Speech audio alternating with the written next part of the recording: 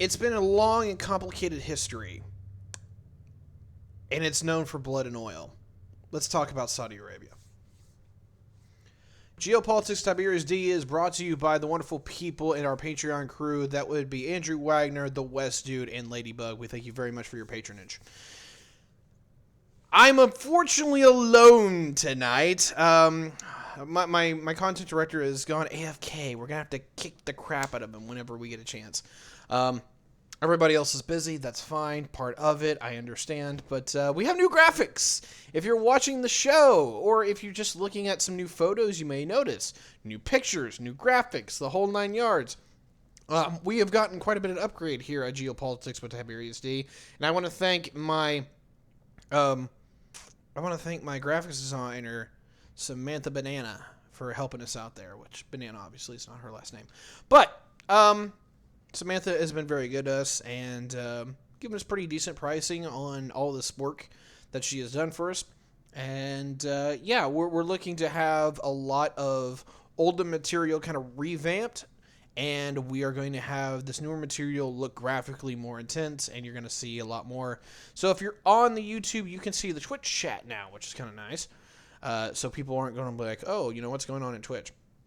On the other hand is, let me think here. If you're listening to the podcast, absolutely. We're working on some audio. That's the next thing on the list, is getting edits for the YouTube and getting a little audio skit for like an intro sound kind of thing, like a little song. If you want to help us out with that, we'd really appreciate it.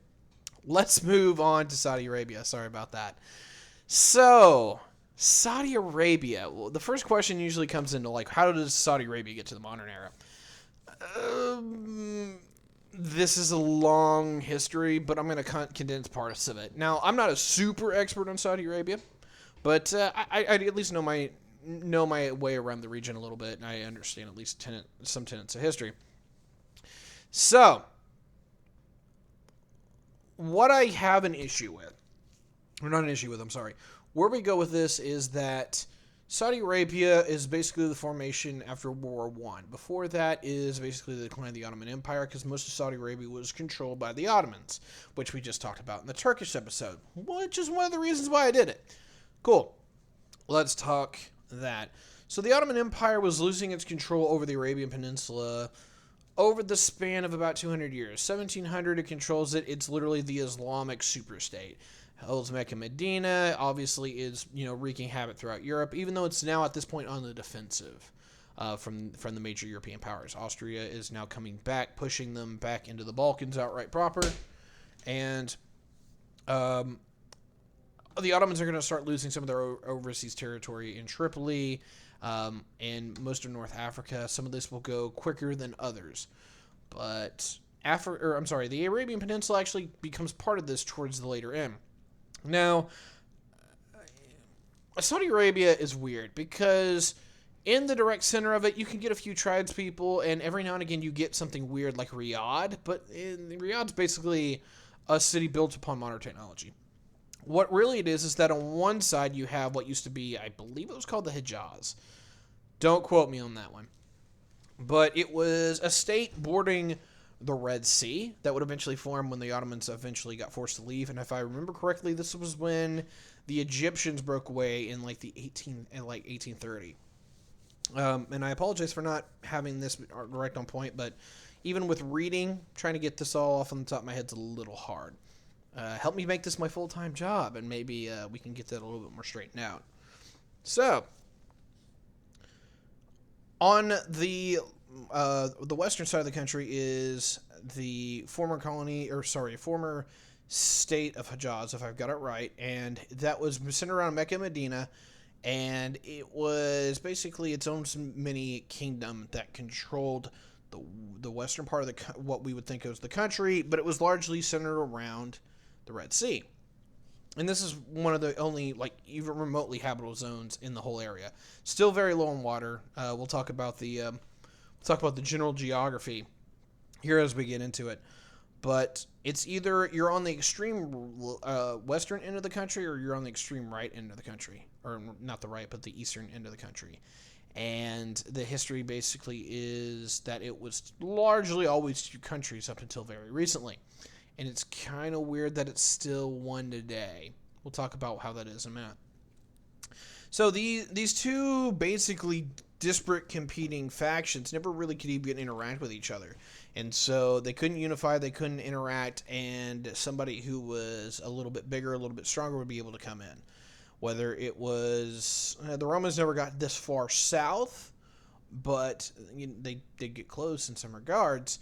The Persians will at least try to attack this with the Sassanids? Oh man, the history's a little weird. Anyway, the Persians will be able to at least tap this on and off, but then once the Islamic Caliphate goes on, is basically everything pours out of this particular region. Is that basically armies are built up out of what's the word here? Like the Egyptians will end up being the Mamluks, but I can't remember. It's not the Arabian Nights. There's a name for these people. I can't remember what it is. I am sorry. I'm drawing a blank. Bedouins. Yes, Bedouins is what I'm thinking of. Like the Bedouin Raiders and whatnot. These are the folks that come out on horseback in the middle, basically in the middle of the night, come break everybody's things, and they will eventually like roll through the entire region and take out most. Let me think of how this happens. Anyway, decline of the Ottoman Empire, because the Ottomans are the first people in the real long time to actually come in and actually seize land in this area. It starts breaking down because of what we're talking about with Turkey.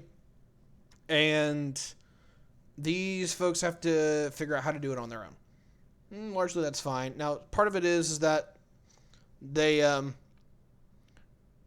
part of a lot of this boils down into... what do you call this? This is why I need a co-host, right? They're really good at keeping me on track and engaging me. It's divided between East and West, and the eastern part will basically end up becoming the Kingdom of Al-Assad. Or not Al-Assad. The Kingdom of Saud. Excuse me. Fast forward to prior to World War I. These two areas are disparate, although the Ottomans still have like a given touch-based basis with these areas. And largely the Arabs say, look, we want to be free. This is the Arab nationalism, that kind of thing. And there's discovery of something very, very important here, which will dominate the rest of this conversation. Black gold. Oil. Now, obviously, that's not... any to surprise anyone where that this was going to come up in this conversation. But basically anyone who is anyone wanted to be involved in the region ever more certainly as the industrial era came up, and particularly when World War I kicks off. The British will be involved in trying to roll back the Ottomans, and they will literally make deals with everybody to try to get them on their side against the Ottomans. Some more successful than others, but this literally is the whole T. Lawrence in Arabia. A T. Lawrence of Arabia kind of thing. Literally what he's known for.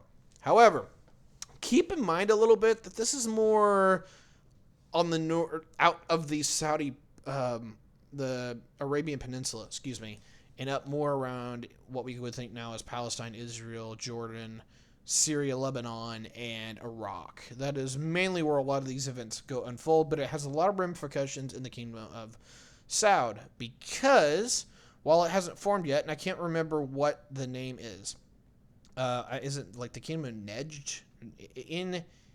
Nejd, if I remember it's the correct spelling of it anyway, is the kingdom on the eastern side is basically promised a little bit if they'll join in. The kingdom on the western side is promised a little bit if they join in.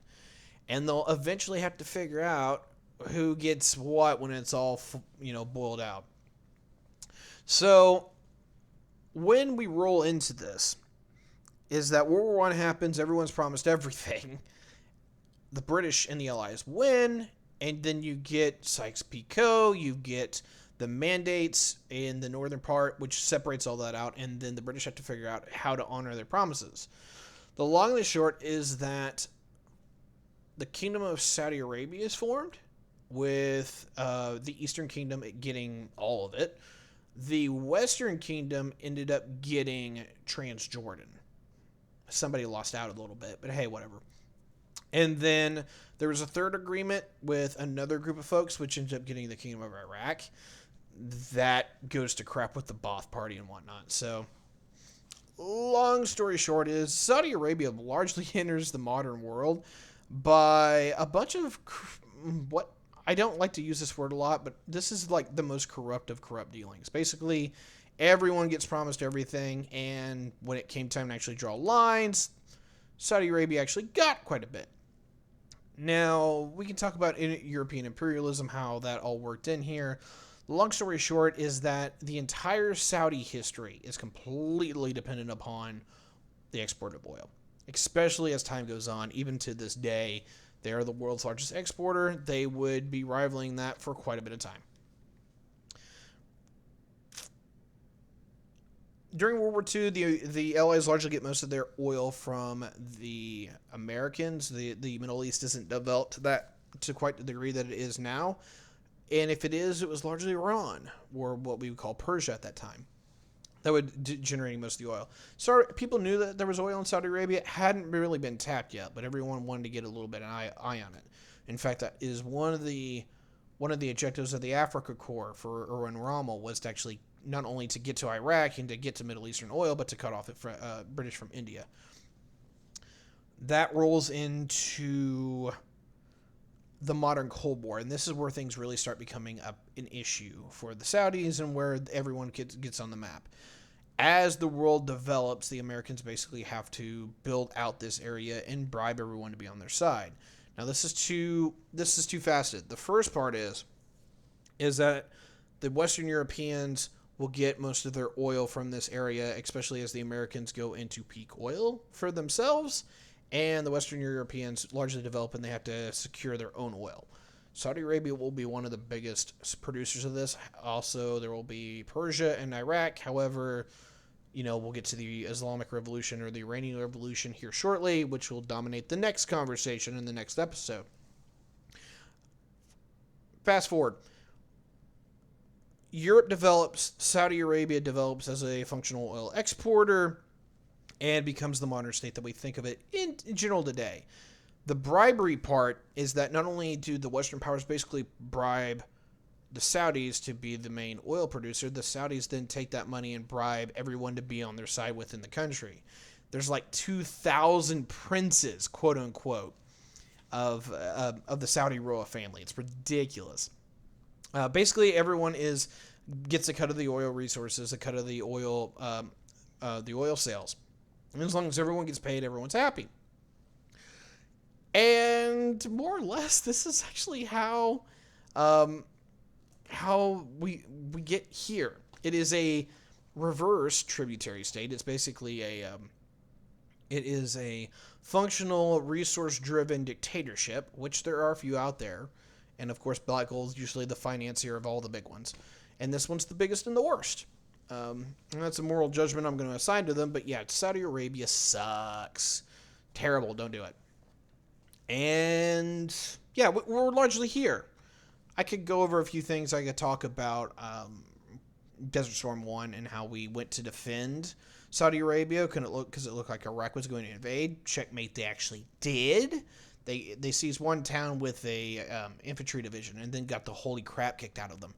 The Saudis did okay. They took it on their national pride to do it on themselves, but the Saudi military doesn't work really, really well outside of air conditioning. Basically, when you bribe everyone to stay loyal, that's fine, but no one wants to fight for you unless you're paying them to be mercs. And Saudi Arabia does not like the idea of anyone being very good with guns. That's usually pretty common in most dictatorships, is that if anyone's good with guns, they just overthrow you. And so Saudi Arabia doesn't have a military that's all that functional because it's basically a police. It's not a military. It's a police engine. Let's talk geography. If you have any questions for the history, I'm sorry, I don't have my co-host, and I don't have those natural follow-ups. And chat's being a little myopic at the moment, so we'll fast forward into the geography. Now, the geography, it's called the Kingdom of Sand for a reason. It's all an arid desert. It's not even semi-arid for the most part. It is some of the most inhabitable places on the planet to live. It is not geographically endowed with riches and abundance. They have to import most of everything they need. On the other hand, they export all the cash they want because they have black gold. They have the big oil. And for a time, right now, it works. But that does not mean it is going to continue to work that way. So it'll be very interesting to see what happens here. I think Justin just contacted me. We'll have to see.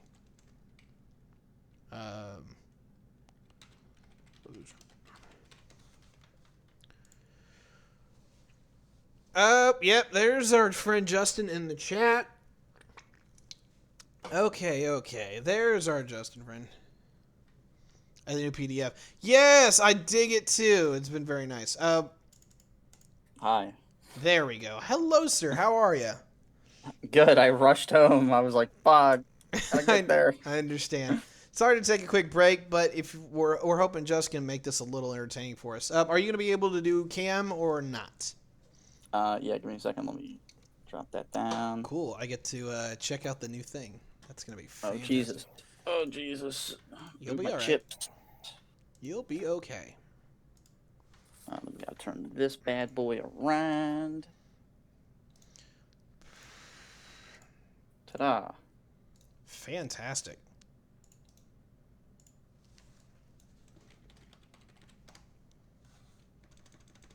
There we go. All right. Fantastic. Justin, you're looking good in the new layout. Absolutely fantastic. All right. So, we're talking about Saudi Arabia. I just was trying to wrap up the history part. I don't know if you were listening at all, but if you have any questions on the history of Saudi Arabia, you're welcome to shoot it out there. So, yeah, I only got in there for like the last minute of what you're talking about, essentially, with like Iraq invading, but that was all I heard. Yeah, I didn't know if I really wanted to cover Desert Storm. It means a lot to some folks, don't get me wrong, but the general thing is that the Americans basically defended Saudi Arabia, and we whipped the crap out of Iraq in 94 hours, 92 hours, something ridiculous like that. Yeah, it's good to have big friends with big sticks. Yes, it is. All right, so we're getting into geography. I got a little bit in the geography, and the geography is, surprise, surprise, it's terrible, right?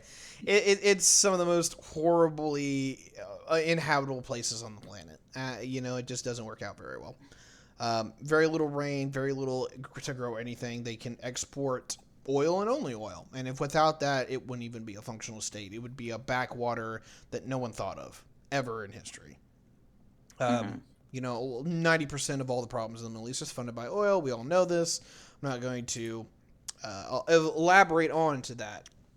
The only things that I can talk about as far as the geography is that the western coastline gets a little bit of rain from basically upwinds from the Red Sea and evaporation.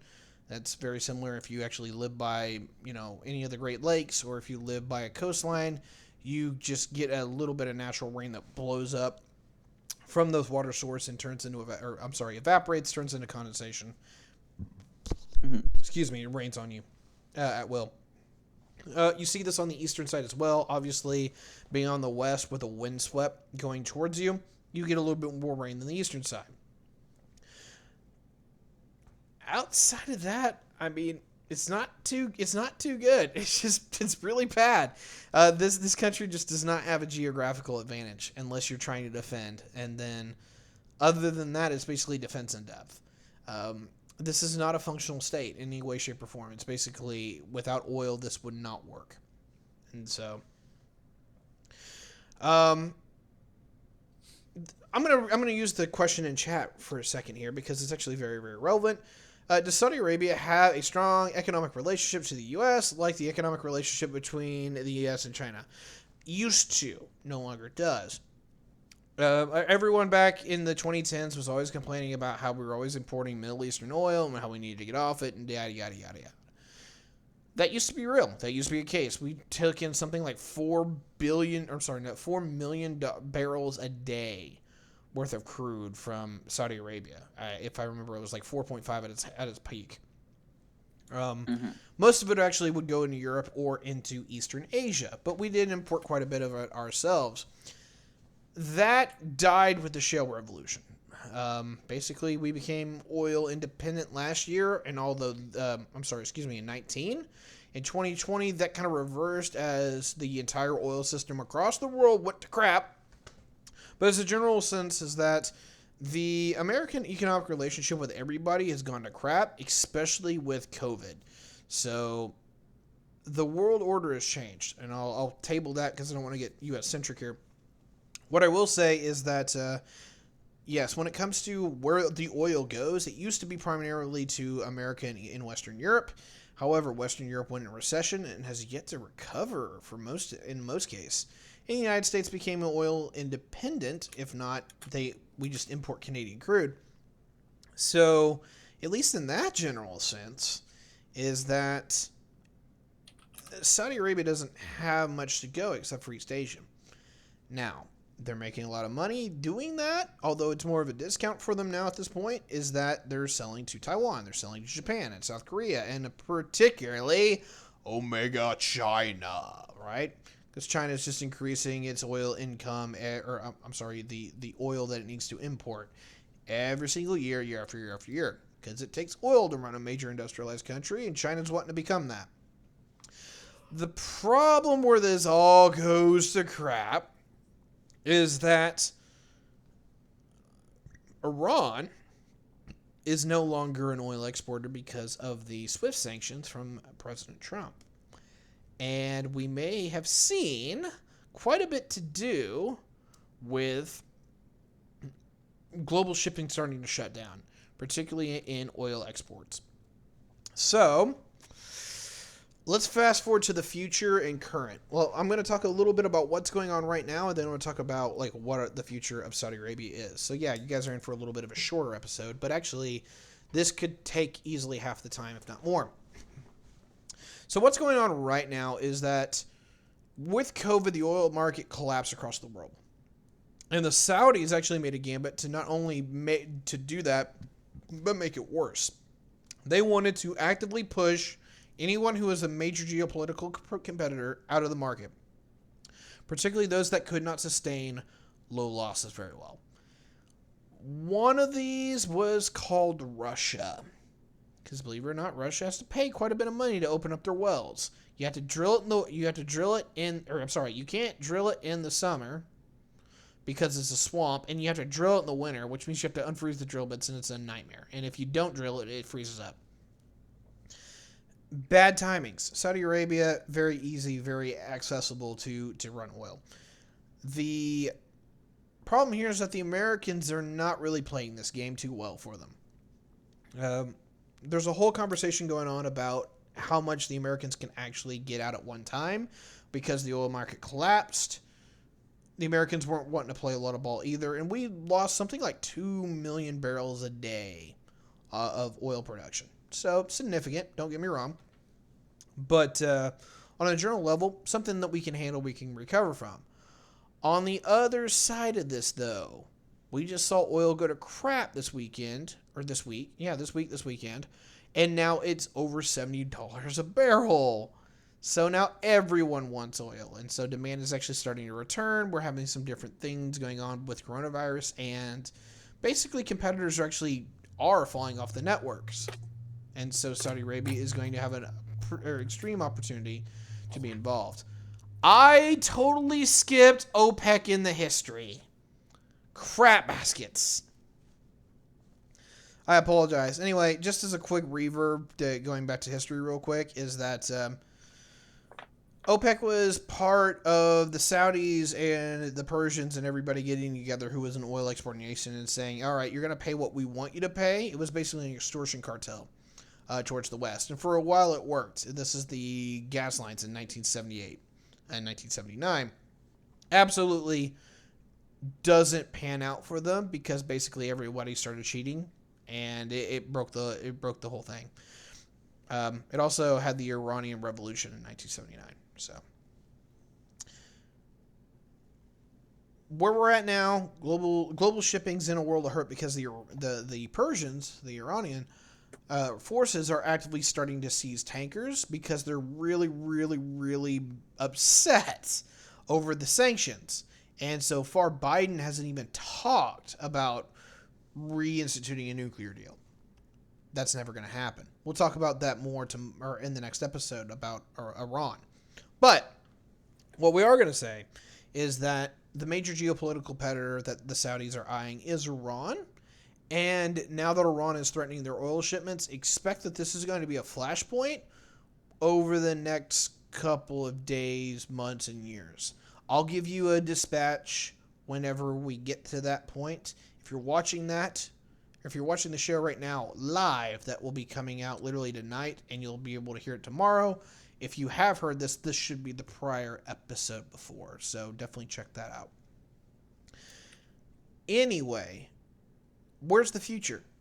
Well, the future is pretty bleak for Saudi Arabia. Number one is that they're going to have to figure out how to get oil in a neo-imperial world to who they want to sell it to. That means taking allies. That means picking sides with people that have enemies. So they could sell to India, they could sell to China, they could sell to Japan, they could sell to Taiwan, they could sell to Korea, but they can't sell to all of them at the same time. Especially if tankers are getting seized, because that means that, and on a general principle, is that there ain't going to be enough oil to go around. On top of this is that the Saudis and the Iranians don't get along, and it's only a matter of time before people are convinced that these two can go to war and get away with it. And I'm quite convinced that if Persia or Iran figures that they can go and attack Saudi Arabia to knock off their oil exports, they will do so. The question is that will anyone respond?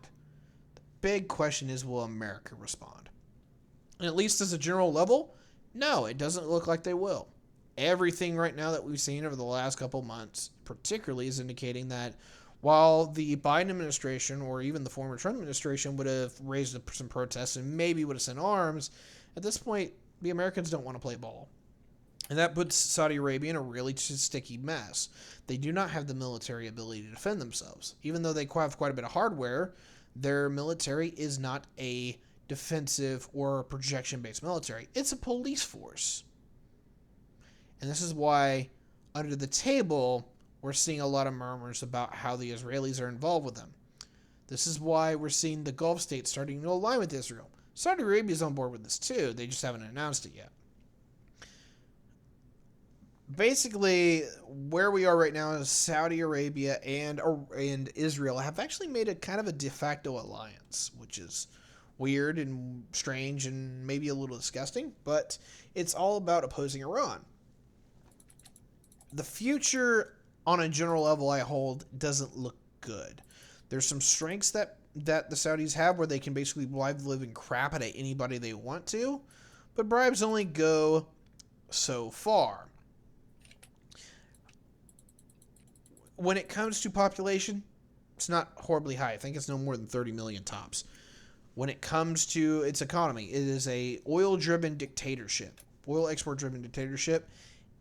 It has nothing else. If that actually goes offline because of another terrorist attack, which we just had like today or yesterday, or another refinery was targeted, that is only a matter of time before that goes offline, or at least becomes incredibly fragile. The future of Saudi Arabia at that point becomes, how long can we stave off doomsday?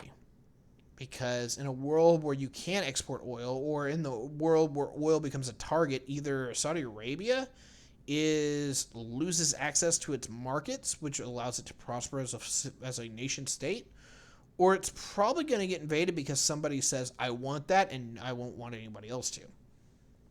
Now, who can do that? Right now, no one. No one has the ability to reach out in the world and touch Saudi Arabia.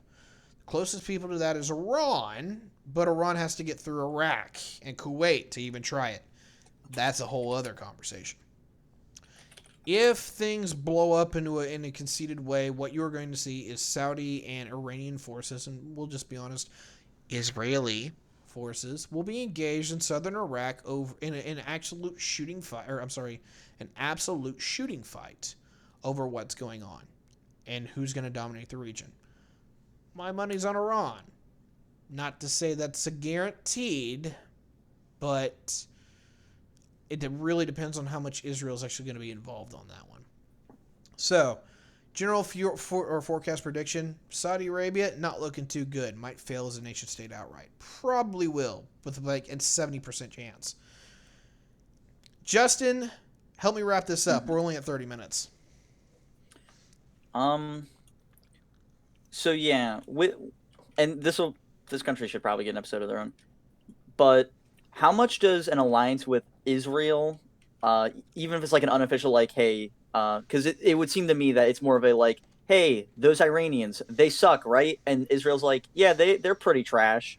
And that's more so what it's based on. Like at this point, I think Saudi Arabia probably doesn't care too much about the religious thing. They're more about the strategic thing. And how much does that help Saudi Arabia stem off their like failing as a nation? Like, does that buy them time? Actually, no, it doesn't. So, keep in mind that religion always ends up playing some kind of weird geopolitical role, right?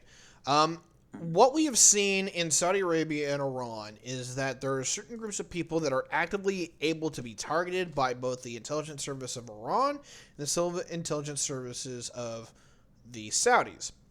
And basically, what we mean intelligence services is basically somebody in a nice trench coat comes up to you with a suitcase and says, "Hi, I have $1 million here. Will you blow some things up for me?" "Oh yeah, sure.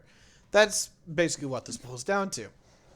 Okay, so the Saudis can target the Shia population of Iran in a place called Khuzestan, which is where most of the oil of modern Iran comes out of. Why can they do this? Because they're Arabs. They're not Persian. On the other hand, Iran, and this is where we were talking about with the religious part, is that Iran can target the people in Gwadwar? Can't pronounce that correctly, I think. But that is the eastern part of Saudi Arabia, where all the freaking oil is. Particularly the oil fields and the oil exportation facilities. Why is this area important? It's full of Shia Muslims. Oops. So while they're Arabs, they actually have the wrong religion for the region, and everyone's not too happy with it. There's a specific subset of Sunni Islam that the majority of Saudi Arabia subscribes to and is like the official religion. And Shia Islam comes into conflict with that. There's actually two major Shia zones. Number one is down in the northern tip of the border with Yemen.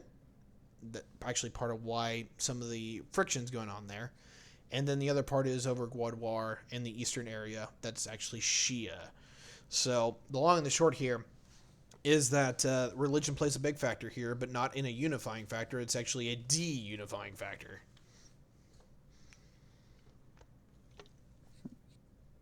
I do apologize if I'm not on my toes today.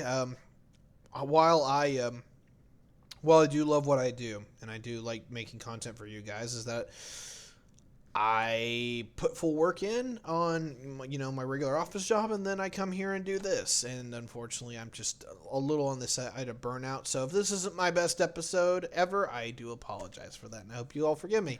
Justin, do you have another question for us?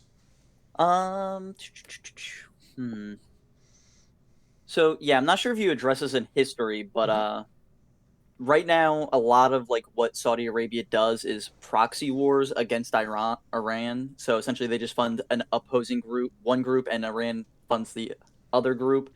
Can you talk a little bit about how those proxy wars are going for Saudi Arabia? Like, are they winning these, or is it kind of like it's whatever, as long as they're just killing and wasting Iranian money, we don't really care, throw money at it? Or how's that going for them? I did not take this in history, and part of it I should have, but I just am a little ungrounded. So thank you, because that's actually a wonderful question. Mm-hmm. All the way up until about 2018, it was a pretty even fight, because there was a whole bunch of people that Iran could target that would screw with the Saudis and their interests. There's a whole bunch of people that the Saudis could target that would help Iran, or that would hurt Iran. The problem here is twofold. Number one, the Saudis and the Persians have a completely different objective for the region. The Saudis wish to burn the whole place because the only thing they care about is their state. The only thing they care about is exporting oil, having part of that, and bribing anybody who wants to be part of that system to maintain it. Other than that, they don't give a flying crap about anybody. Whoever it is, they'll set it on fire, they'll kill them, they'll murder them, whatever the hell is going on. It's all about the money. This is literally like the most greedy corporatist state you could ever see in human history. It's actually a little bit fash, honestly. But it's more despotic or absolute despotic monarchy that we haven't seen for quite a long time. Excuse me. Persia, on the other hand, sees this as their natural front yard or backyard, and if you will, like their natural manifest destiny. They do not wish to see the Middle East good or crap. They wish to rule it. They wish to reform the Persian Empire under its great and glory once again. And, while that may sound like memes, it's not really at all, is that they do wish, as a geopolitical interest, just to control the surrounding region so they don't have to deal with it, and they can actually have, like, their finger on it. Number two is they just kind of see it as their natural birthright, if you will. I mean, when I use the term manifest destiny, I mean it. They wish to be the sovereign state, and whether it is just the Persian Empire old or a more modernized like Islamic caliphate, that's what they want to be known for. And so, just as a natural here is that the Saudis have a bit of an advantage because it's a lot easier to blow stuff up and burn the place to the ground than it is to actually maintain order in the midst of civil strife and basically funding civil wars. So who's winning? It was a little bit in favor of the Saudis up until 2018, but then the SWIFT system came in, and basically Iran ran out of money because they couldn't sell anything anymore, and it's not working out very well for them. Iran has basically had to scoop on everything outside of either trying to funnel money in from somebody else, in which that is definitely clearly the case because they do not have the money to fund some of these operations in Yemen and Lebanon and Syria like they used to. So there's definitely some more nefarious factors at play that we're not talking about yet. Maybe an episode for later. We'll have that chat. But the long story short is that the only people that Iran is interested right now is southern Iraq. Southern Iraq is Shia Muslim. It's Arab. It has the exact same problem as Khuzestan, but they look at that as the natural expansion that they need to do, not only to control their neighbors, but to actively put a buffer zone between them and anyone who wants to hurt them. Everything that the Persians have left is going to be dumped into that region. And I expect, and I've been calling this for a while, that the next war in Iraq is probably going to start sooner or later. I think it would have started last year had it not been for COVID. Remind you that Iran was one of the first nations to actually get it. Actually had one of their ministers on TV sweating his face off because of COVID. Now, I'm very interested to see what's going on with COVID in Saudi Arabia. I have no idea. I need to go look at some of those numbers, but I would suffice it to say they're probably not handling it too well. On one hand, yes, the majority of the population is rich and they're wealthy. They can afford like modern amenities and medicine. Can they actually get the vaccine? Big question. I have no idea though. So I think I changed it enough on that one. If you have any follow-ups on that further, go ahead. And by the way, Chad, if you want to hit us up, you might as well too. Let's see. So it seems as though you mentioned how like Iran is kind of tied to China, like superpower, B or superpower 2 China, and for a while the Saudis have been very closely tied to the United States, because alliance shenanigans, that type of thing, geopolitics, etc., etc. Yep. But you have a lot of people in the U.S. who actually, at this point, hate the fact that we're allied with the Saudis or help the Saudis at all, because a lot of the public in the U.S. says they're a bad regime. They don't like human rights. We don't want to be their friend. Mm-hmm. So do you expect that in the near future, eventually the Saudis will lose their ties to the U.S. on the basis of just public outrage at even being tied to the Saudis? And how much would that hurt them? Great question, easy answer. Happened last month. Last month, the Biden administration released a dossier on the fact that the Saudi government, without reservation and clearly with no cover, was responsible for the death of Khashoggi. That is something that the Trump administration had absolutely no cares about, because they were more interested in propping up Saudi Arabia to kind of be the successor of the region, although it was more by proxy. They wanted Israel to be, but Israel can't do it. So Saudi Arabia was kind of the natural choice because they just still hate Iran for some reason. And the whole general stick here is that the Trump administration looked at Saudi Arabia and it's just like, all right, cool, we're going to make you strong enough to oppose Iran, and you have a lot of money, so we'll sell the crap out of you weapons. The position of the Biden administration is, everyone sucks, this region sucks, get the hell out, we're done.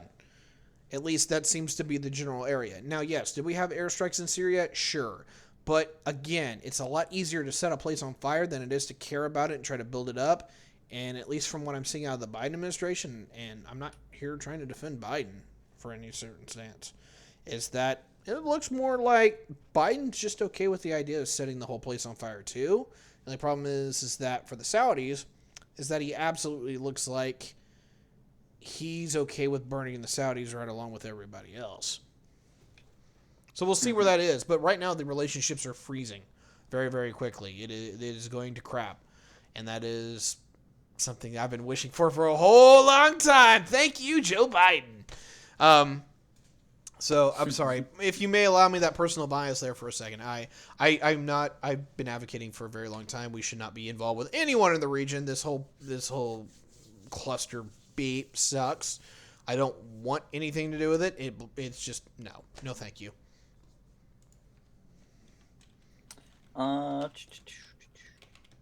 Let's see. Oh wow, that is weird. Okay. Sorry. I got one from chat real quick.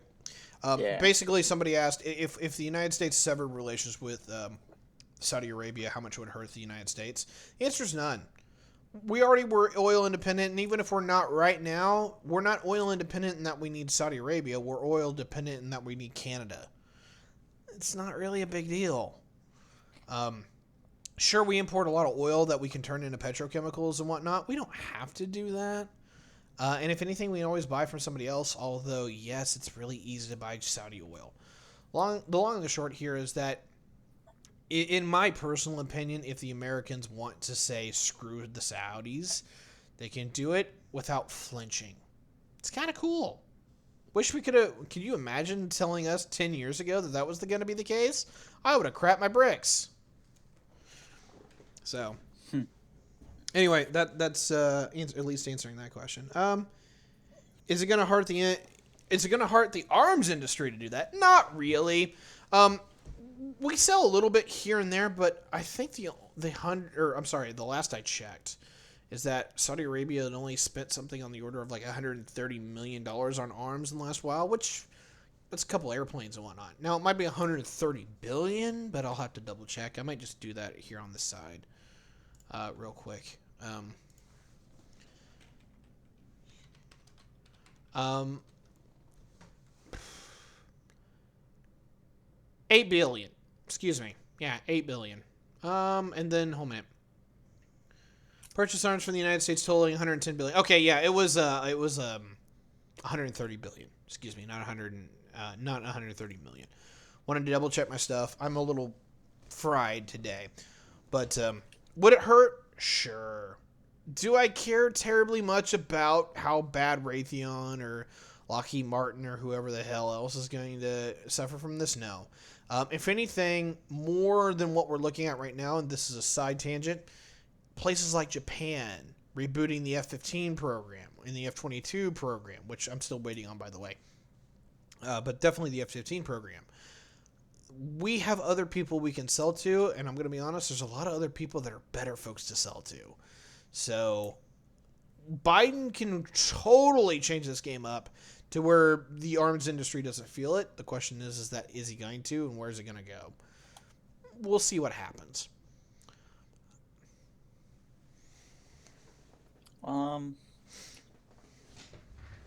Okay, now this is going to be kind of a probable, like, not really, but it's close enough that I'm willing to ask. Does the situation in Africa affect Saudi Arabia at all? Like, do they have any interest in any of those countries?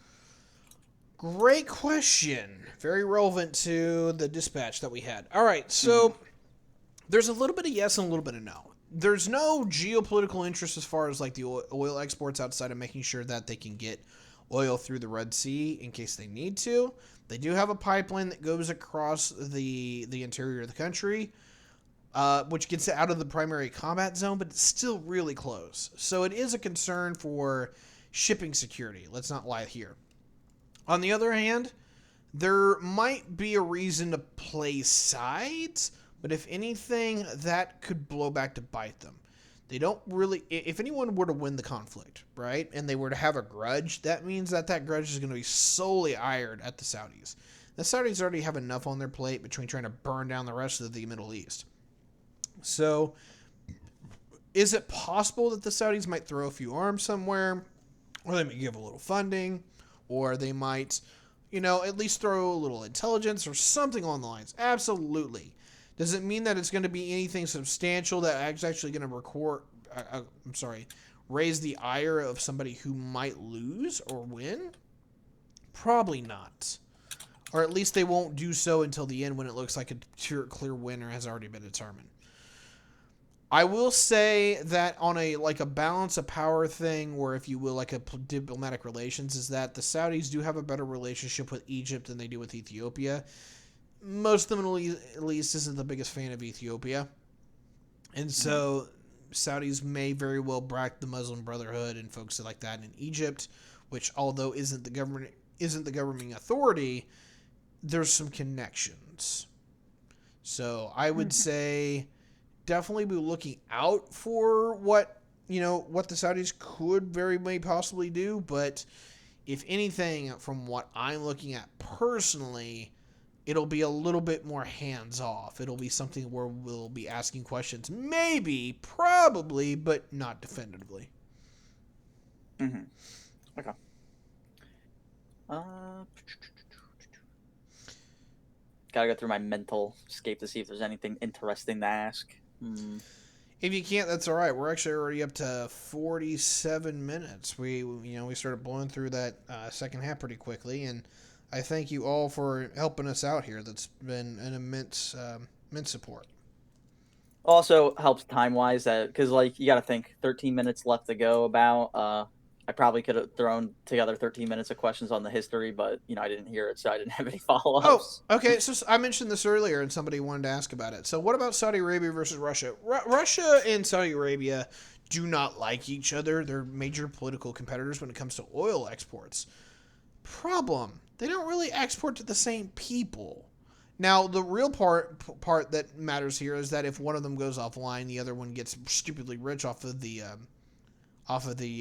oil income because the prices go through the roof. But they don't really have the same market. The Russians sell to Eastern Europe and maybe to some degree Central Europe, with like or Czech Republic and Germany. Saudi Arabia, while can sell to Europe, largely sells to Southern Europe and Western Europe, and then largely sells to East Asia, something that the Russians don't, physically really touch or deal with. Although the Russians can sell to China if they want to. This is a roundabout way of saying while they're competitors, while they would benefit from screwing over each other, the general whole consensus here is that they don't want to poke too many sticks at each other because one, they could totally do so in a really nasty way. They both do not underestimate each other at all because the Saudis could really fund a lot of people in southern Russia that would tear the whole region apart. This is Dagestan, Chechnya, that kind of thing.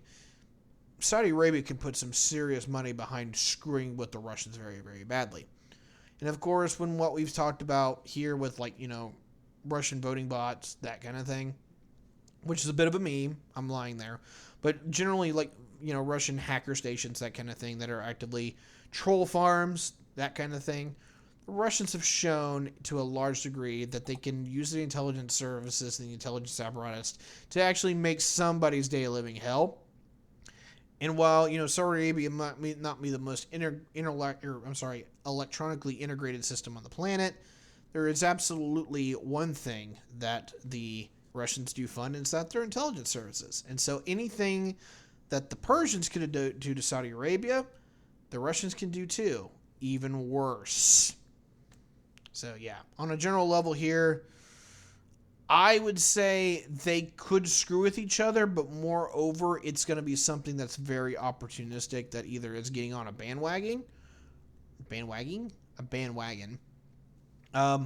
and it's going to be one of those deals to where it's just basically cornering the market.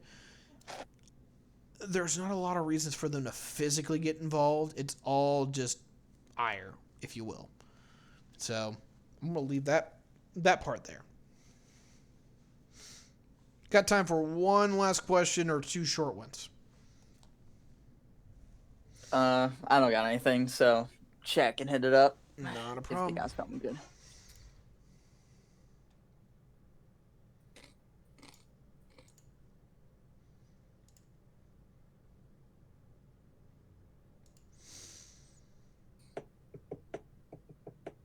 All right, so yeah, I'm not getting much out of chat, but hey guys, it's been a great time with you. I do apologize for not having the best episode here. I do need to do a little bit more reading up and like figuring out how I want to take some of these countries that I'm not the more experienced on. I know some people were upset and some people were happy with India because they're like India, Pakistan, because they're like, hey, we appreciate that that you don't know everything and you're open to talk about that, but also you should know some of your stuff better. And I've got some conflicting reviews on that one. Really interested to see what happens with Turkey, which just came out today, technically, as we're recording this. But anyway, I've been Tyberius D with Geopolitics. Our patron crew is Andrew Wagner, the West Dude, and Ladybug. We thank you very much for your patronage. It's been an absolute blast to have you guys as part of us and getting us these new graphics. They're wonderful. I'm glad that Justin showed up late, but we'll talk to you next time. He's got the camera. He's looking real good over there. It's doing great. Next episode should be a lot better. History is quite a bit better on. Has a lot to talk about. We'll probably blow over time, and that's obviously going to be Iran. On that note, Yeah. I want to thank each and every one of you for listening. If you like what we do, share that with your friends, share that with your family, cohorts, all that. Just say, hey, look, this guy seems pretty cool, can talk about it. Find us on YouTube, find us on find us on all these different podcasting sites, and find us on Twitch. You can contact me on Facebook, YouTube, Twitter, LinkedIn. Hell, I've got all kinds of stuff. Anyway, if you want to send me questions, have at it. If you want to tell me I'm terrible, have at it. And we'll catch you on the next one. Tiberius D, signing off.